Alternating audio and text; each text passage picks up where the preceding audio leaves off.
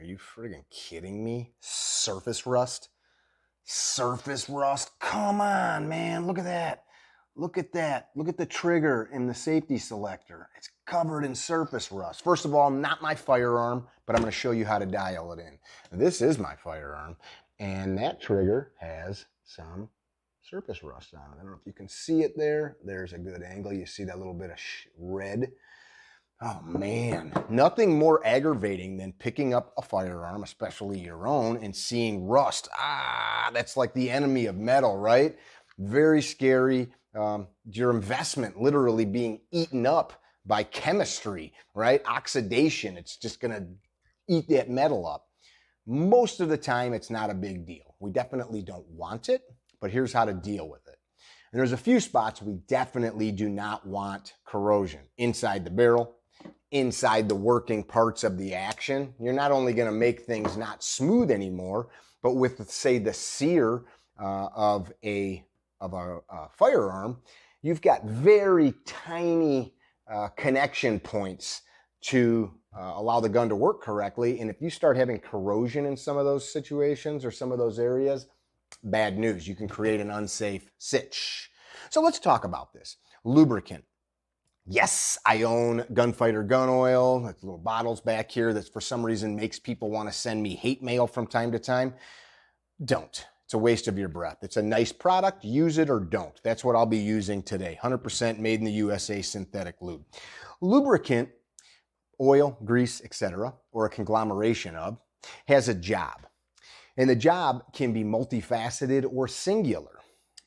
One of the things that we're looking for when we're protecting, especially stuff like this on a firearm, isn't so much lubrication, but more corrosion protection.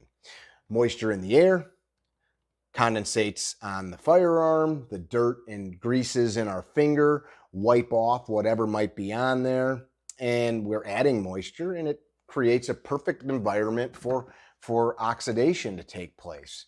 That red, that rust is telling us that the gun is literally being eaten alive. I want to stop that. So I want a boundary layer of protection. If we think about lubricating a part, I want a film, a coating. One, for oxidation purposes, that film is stopping the moisture in the air from contacting the metal. These types of surfaces, like that safety selector and that trigger, is a place that you may need to apply more. I grabbed one of my training Glocks, and I'm going to be doing another video today with this G45. I'm having a really hard time finding any spot on here where there's corrosion. One spot that you will often see it is aftermarket sights. They're often made of pretty durable, like tool grade steel, but they're getting smacked into stuff, touched, rubbed on constantly. And so you may see some surface corrosion on those. Another spot that you'll see stuff often would be mounting screws and hardware. So these are spots that we're going to want to take a good look at. What do? Way down here, I'm going to grab some grease. I'm going to grab a brush. These are one of my favorite things. Check out that little brush. So chip brushes, I buy these. These ones actually came from thepaintstore.com. I buy them hundreds at a time because we give them away all the time, and I use them like crazy. And I'm going to grab a little brush. Very, very simple how we're going to deal with this. I'm going to put a little bit of lube onto my brush, and I'm basically going to, let's see if I can get this better positioned for you guys. I'm going to lubricate up the, grab this instead of that needle bottle. The needle's giving me a little less than I'm interested in. There we go. A little oil. I'm going to put a little oil on there onto the areas that I want to address. And I'm going to use the brush just to agitate it. And you're going to notice that for the most part, that stuff lifts right off. See that? See where I didn't agitate? Like right on the side here, you still see a little red. Cool. Deal with it. Deal with it. The opposite side, it's really not that hard. I'll take a little bit of a paper towel here, and this will help us see where that stuff has come loose. And I can see it on the rag, the little rusty goodness. And now you may be looking at this going, you just wiped all the oil off. Well, yeah, I'm using it to help lift that rust away. Now it's funny, whoever lubed this gun last, I see plenty of lube on like takedown pins, but they negated to put any on this part that's constantly getting rubbed on as the firearm's being used. I noticed the assembly screws here on the upper. See if I can position it where you can see it.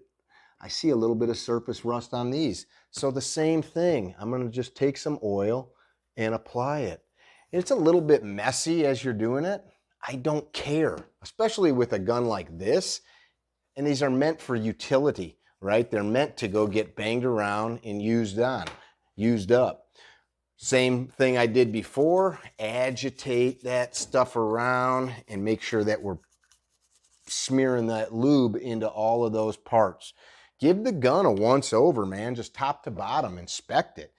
And as cheap as lube is, the amount of lube that we're putting onto the gun in this situation, a bottle like this will last you 20 years. For most lubes that you're using, the lubricant will go bad.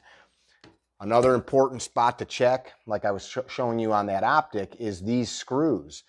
For one, as we assemble those screws, if we're not careful or if the screw didn't have a great coating on it or if it wasn't coated at all, the screwdriver or whatever the fastener is, Torx, Allen, might scratch some of that finish off. So by putting a little bit of lube on there, we ensure that it's gonna last for us. Same thing with the revolver.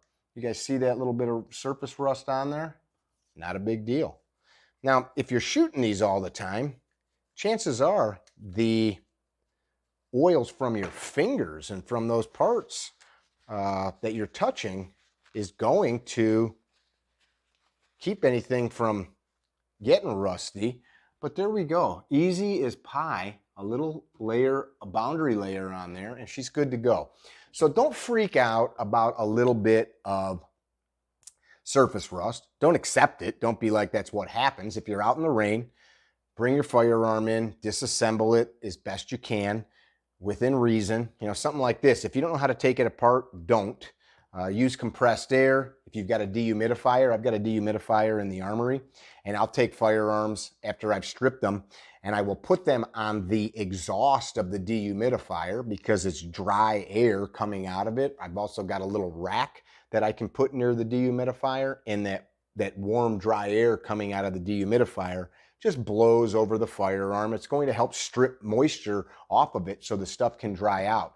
The last thing that you want to do, and I've seen guys do this, here's a perfect story.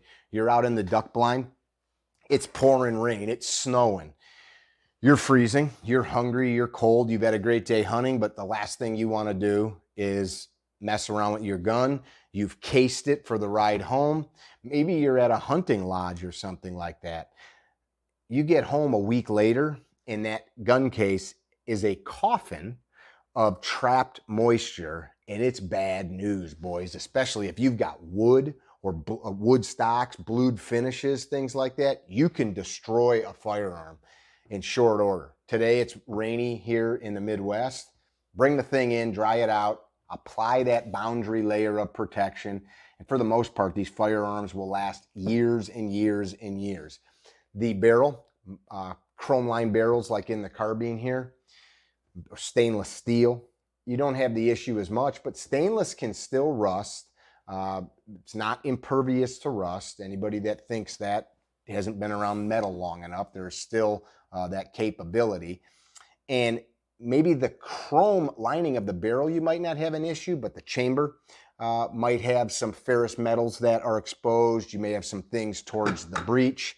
It's too easy to just run a couple patches down the barrel. You'll knock some carbon out, and I'm not even talking about doing like a crazy cleaning. Just run a few patches, knock the dirt out, and then run a wet patch of oil down there, and you're going to displace any moisture and stop it from having issues. Hope this helps. Enjoy these conversations with you guys. If you've got some questions on this stuff, go ahead and shoot me a message. You know, many years ago, I had an old family farmer friend, good people. The Ashers is their name, Lois Asher and her husband Bob. And I was doing some work for them, and I had a shovel, a spade, and I grew up in the trades.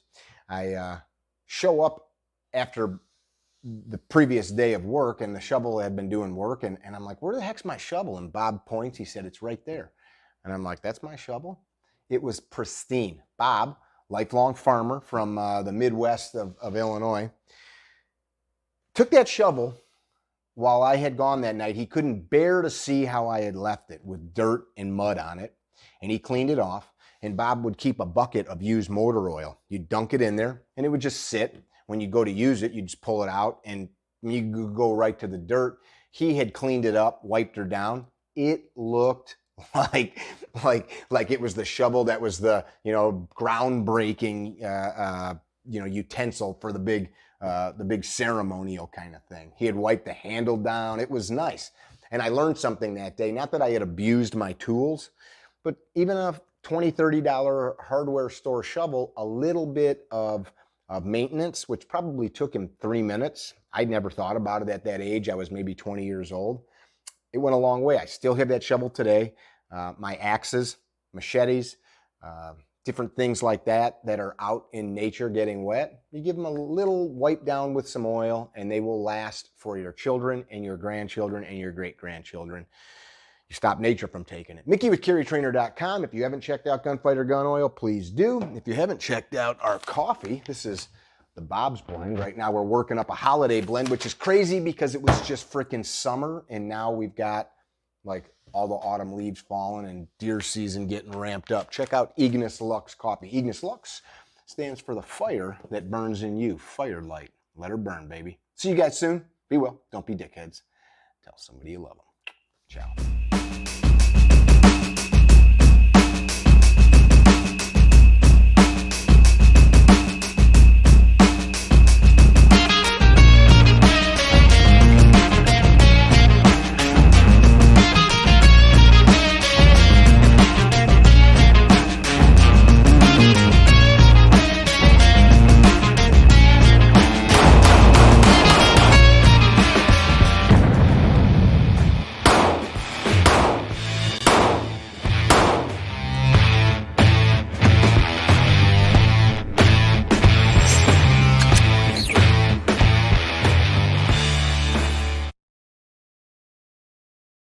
Oh, hey.